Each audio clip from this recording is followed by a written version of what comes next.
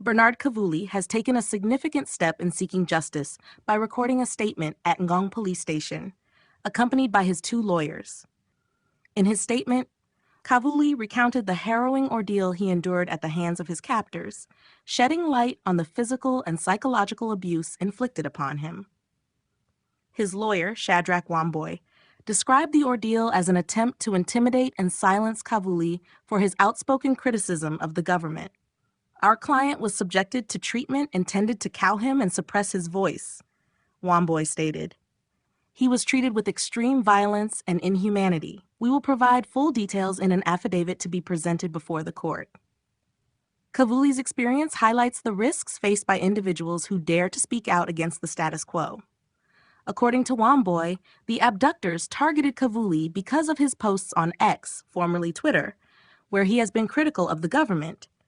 He was interrogated, brutalized, and beaten simply for expressing his views as a young Kenyan leader aware of the political dynamics in the country, said Wamboy.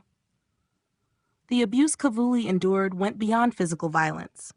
He revealed that his captors forcibly shaved his hair and beard, a violation of his personal autonomy. Our client is known for his distinctively hairy appearance, Wamboy noted. This act was not something he consented to. These violations will be shared with the public in due course. Blindfolded throughout his captivity, Kavuli was unable to identify his abductors, who ensured their anonymity by wearing masks.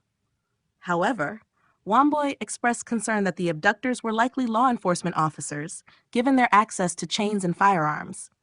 He may not have seen their faces, but he can recognize their voices, Wamboy explained. These were individuals equipped with weapons and tools not commonly seen among ordinary citizens. Kavuli's ordeal comes amidst a wave of abductions targeting vocal critics of the government. He appeared at the Milimani Law Courts during a hearing initiated by the Law Society of Kenya, LSK, which petitioned Inspector General of Police Douglas Kanja to account for the abducted individuals. Kavuli is set to undergo a medical examination to document the abuse he suffered during his captivity. Meanwhile, others who were released, Gideon Kibet, Ronnie Kiplagat, Peter Muteti, and Billy Mwangi, are also expected to record statements with the police starting Thursday. This troubling pattern of abductions raises serious concerns about the state of human rights and freedom of expression in Kenya. Kavuli's case serves as a stark reminder of the challenges faced by those who question authority and the urgent need for accountability and transparency in addressing these violations. The involvement of law enforcement agencies, as suspected, underscores the gravity of these incidents, demanding swift and impartial investigations to restore public confidence in the rule of law.